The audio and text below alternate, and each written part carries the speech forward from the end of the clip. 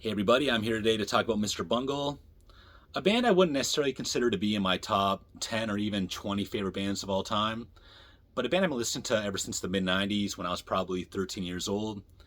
And all these years later, they are probably still one of the most consistent staples in my musical listening. So I'm going to talk about their four full length albums, rank them from worst to best, and just give my thoughts on them.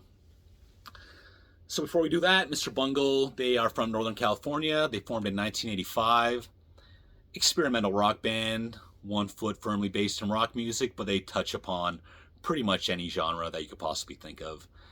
And they're also very well known for being the first band of Mike Patton, who would go on to be the frontman for Faith No More and a million other musical projects. So, before the debut album, Mr. Bungle would put out a series of demos, the first one being The Raging Wrath of the Easter Bunny. And I remember several years ago, I finally got around to listening to that. I ripped it off of YouTube, put it on a CDR. I had it in the car, and I was just kind of like, this is a bit too straightforward for me. Sounds horrible. It's just not the Mr. Bungle that I grew to love. But I only bring that up because after a 20-year hiatus following their third album, they would return with their fourth album, The Raging Wrath of the Easter Bunny demo. So this is a re-recording of the first demo released as an album. There'd be a lineup shift on here. You have Scott Ian from Anthrax handling guitars and Dave Lombardo, formerly of Slayer, handling drums. And as you might guess, this is a straightforward thrash album. Yes, you have Mike Patton on vocals. That will always be a fairly interesting performance, but it's not the typical Mike Patton. He's going aggressive throughout the whole thing. Very fast album. I hear DRI, Anthrax, some early metallic hardcore like Agnostic Front, and most notably SOD, and at the best of times, Rain and Blood era Slayer.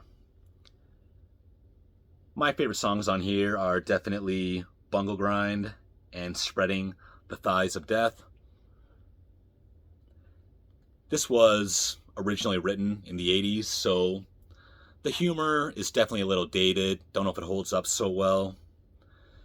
And I do think most Mr. Bungle fans were hoping for a new original release. But I'm sure the most hardcore of old school fans were loving this. I love it too. Again, it's just not what I really want out of a Bungle album, and I hope that they have one more before they call it a day. So that's my number 4. My number 3 is the second album from 1995, Disco Volante. This was my introduction to the band. I remember when Faith No More's King for a Day, Fool for a Lifetime came out. I bought that. That was actually one of the first CDs I ever bought. And I think this CD came a little bit before that. And I just kind of put 2 and 2 together about the connection. This is definitely the weirdest album.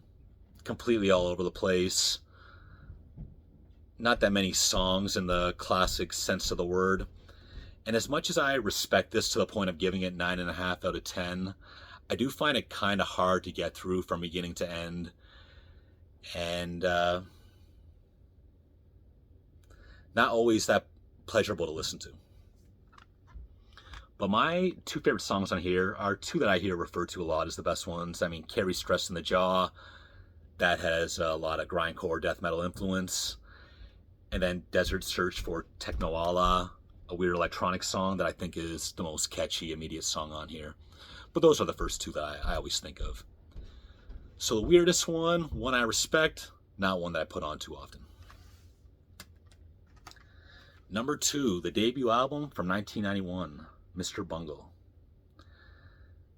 So this album has a big funk metal influence, a little bit of Red Hot Chili Peppers, Primus, things like that. Definitely some very weird sexual lyrics on here. My 2 favorites are probably My Ass is on Fire and The Girls of Porn. Honorable mentions, we'll go with the opener, quote unquote, and Squeeze Me Macaroni. Squeeze Me Macaroni is probably the song that first people think of. It's pretty goofy. Um, Silly, something that people gravitate towards. But I got to admit, that's the first one I think of as well. It just kind of encapsulates the album. 10 out of 10 for sure. I'll always remember in Metal Maniacs magazine in 1999, they put out like the top 25 albums of the 90s, all the writers. And at the time, I was really a big fan of that magazine and a big fan of almost all the writers. So I took that list seriously, and they compiled all their scores to come up with like the top 20 albums of the 90s. Number one was definitely At the Gates, Slaughter of the Soul. Then I think number two was Megadeth, Rust in Peace. And then Mr. Bungle, self-titled, was number three. And I found that really weird, but also really cool. And I think the self-titled album by Trouble, I think that was maybe number four. But yeah, Mr. Bungle, probably their most well-known album. But my number one is 1999's California. This could be a top 10 album all time for me. It's hard to say. I don't really keep track of that stuff too close. Very accessible album. I mean, California says it all. It sounds like California, gives you that vibe. A lot of surf music vibes on it. But my favorite thing about it is Mike Patton's vocal performance. I'd say half of this album easily are clean vocals, which I think are his strength. That's part of what I don't like about this, is there's too much extreme vocals from Patton. I don't think it's his strength. Singing in kind of a pop music sense is where he shines the most. That being said, Sweet Charity, Retro Vertigo, Pink Cigarette, and Vanity Fair, probably the most easily digestible songs on here, but definitely my favorite as well. Ends very weird with Goodbye Sober Day, kind of a very light sounding album, and it ends just with the sound of people screaming and fire burning things up. Very strange.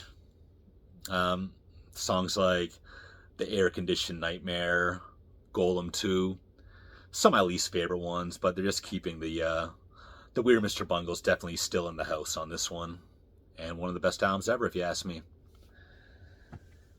So that's it, my thoughts on the Mr. Bungle discography. Hope to see him live one day. Hope they got one more album in them. And I will see you next time. Thank you.